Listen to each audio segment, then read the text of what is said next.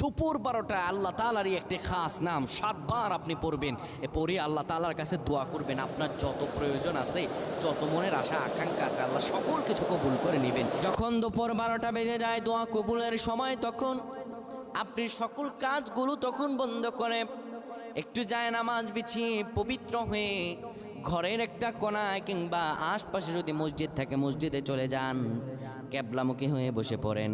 ক্যাবলামুখী হয়ে বসে সুন্দরভাবে প্রথমে 10 বার দুরূদ শরীফ পড়েন, 3 বার সূরা ইখলাস পড়েন, 2 বার সূরাতুল ফালাক, 1 বার সূরা নাস পড়েন।